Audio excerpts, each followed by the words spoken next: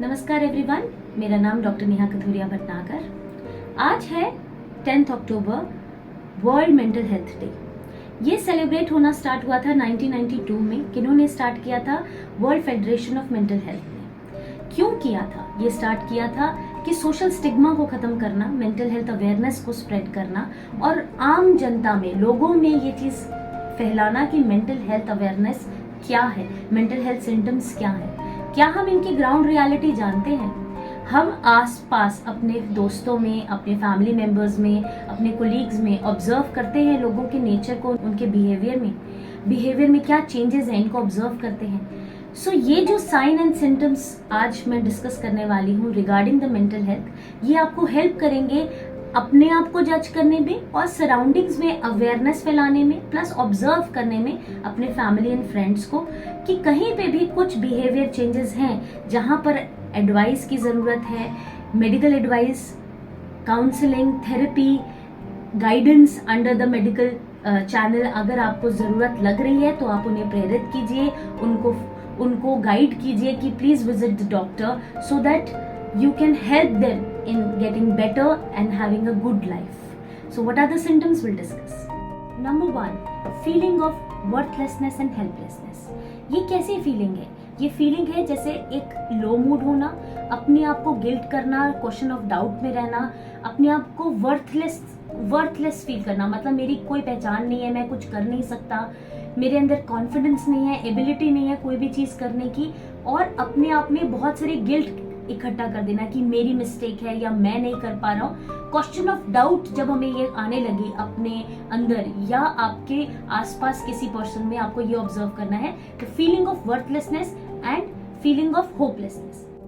Number 2, withdrawal from friends, family and activities you used to enjoy. For example, someone love to draw, someone love to do party, do social gatherings, meeting people. अगर वो चीज में हमें change है, अब मेरा मन नहीं करता ना कुछ करने का, ना कुछ क्रिएटिव करने का, ना किसी से मिलने का, किसी से बात नहीं करने का, अपने आप को आप अपनी नॉर्मल एक्टिविटीज जो आप इंजॉय किया करते थे उससे पीछे हटना शुरू हो जाए, ये फीलिंग अगर डेवलप हो रही है तो इस पे भी हमें ध्यान देने की जरूरत है। Number 3, changes in eating and sleeping pattern.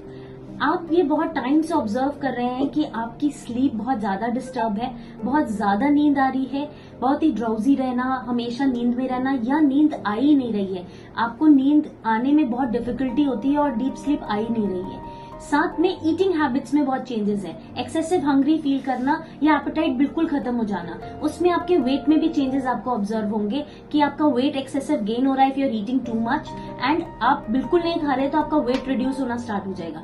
इस तरह का पैटर्न अगर if you are observing since some time then you need to concern about it. Number 4, are you overreacting to any kind of criticism.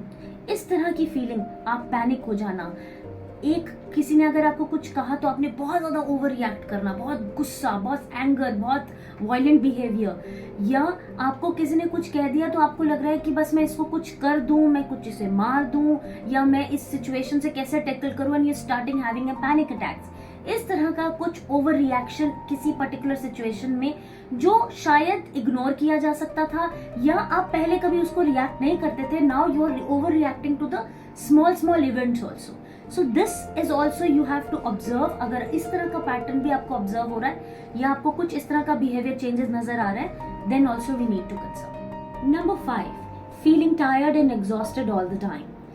ये feeling क्या है? जबकि normal activities, हमारी normal day to day basis जो activities हैं, चाहे वो office work हो या हाउस होल्ड एक्टिविटीज हो, उसको आप प्रॉपरली नहीं कर पा रहे, always feeling tired and exhausted, चाहे वो मस्कुलर वीकनेस फील हो या मेंटल लेवल पे वीकनेस फील हो, कोई डिसीजन मेकिंग में लेवल पे वीकनेस फील हो, ओवरऑल एग्जॉशन आपको फील होगा। वो आपके फिजिकल लेवल पे भी हो सकता है और मेंटल लेवल पे भी हो सकता है। हम नॉर्मल एक्टिविटीज जो बड़े प्यार से पहले कर पा रहे थे वो अब नहीं कर पा रहे हैं, वो टास्क हमें करने में एग्जॉशन महसूस होना। Number 6, trouble in concentrating, thinking and remembering. Normal activities के अंदर आपका कंसंट्रेशन लेवल पुअर हो जाना, अगर कोई टास्क या काम हो रहा है, आपका फोकस वहां है ही नहीं, आप कहीं और हैं, आप फिजिकली प्रेजेंट है, मेंटली कहीं और प्रेजेंट है, आपको कोई चीज याद नहीं रह रही है, बार बार चीजें भूल जाना, कंसंट्रेशन से कोई चीज को लेना ही नहीं, आपका कॉग्निटिव एबिलिटी बहुत स्लो हो जाता है,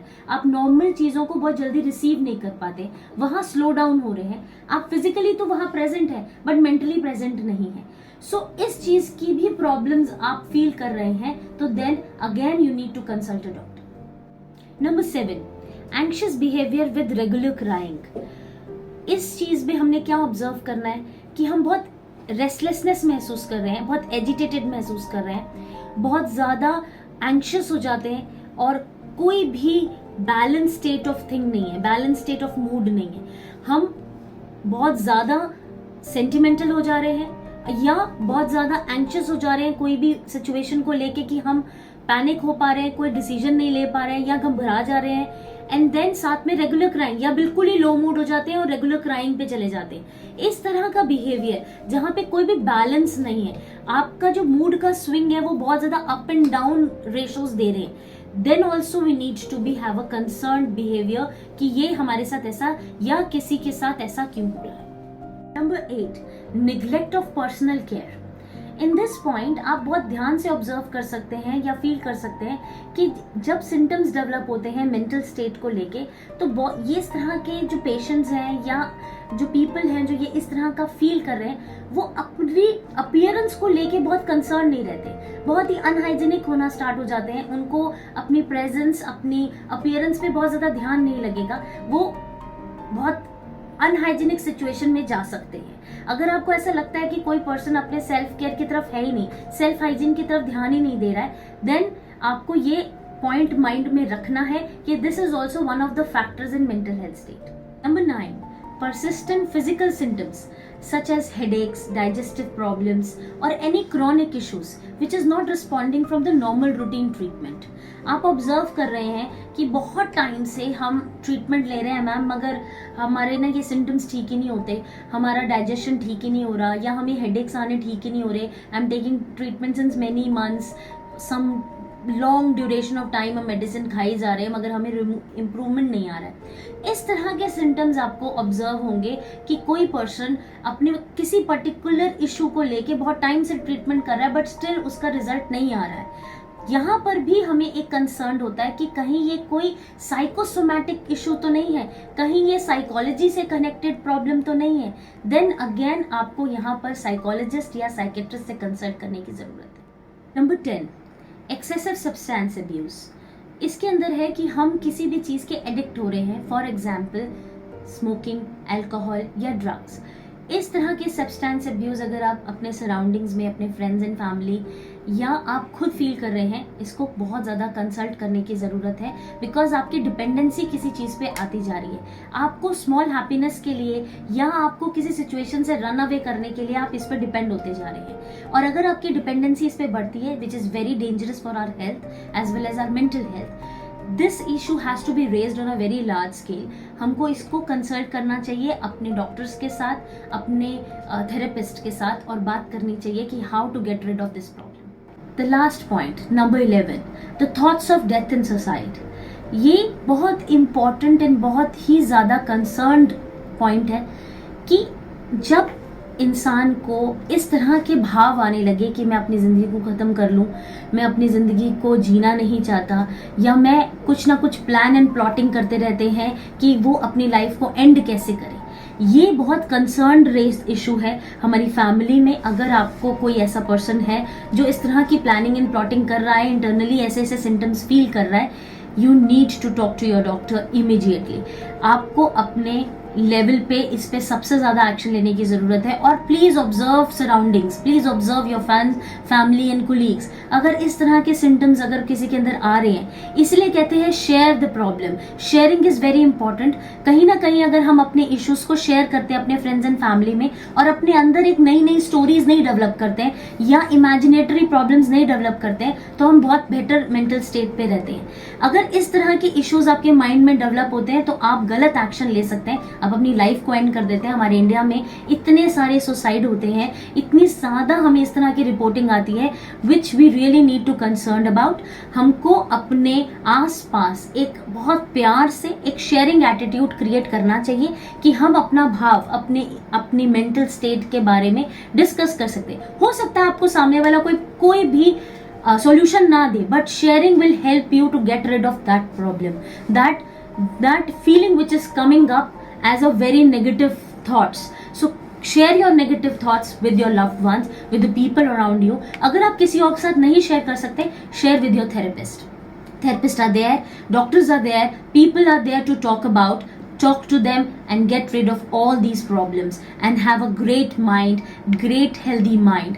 समत्वम योग उच्यते, balance of life. योग यही कहता है, हमारे भगवत गीता में it is mentioned, समत्वम, balance of situation. जब हम हर सिचुएशन में सम के भाव में हैं, हम खुश हैं या हम उदास हैं, हमारा माइंड न्यूट्रल होना चाहिए, ना बहुत ज्यादा खुशी ना बहुत ज्यादा गम, हमें बैलेंस स्टेट को जीना है। इसी तरह से योग का मतलब है बैलेंस ऑफ योर लाइफ। जब हम योग की बात करते हैं और मेंटल हेल्थ की बात करते हैं, which tells you the principles to have a balance, जब हमें ये आ जाएगा तो हम अपने मानसिक स्थिति से बिल्कुल बैलेंस हो जाएंगे और परमात्मा की ओर खींचे चले जाएंगे, जिससे हमारा spiritual growth, emotional growth and happiness का ग्रोथ बढ़ता है। Happiness can not be buyed, it has to be generated, just mind it up.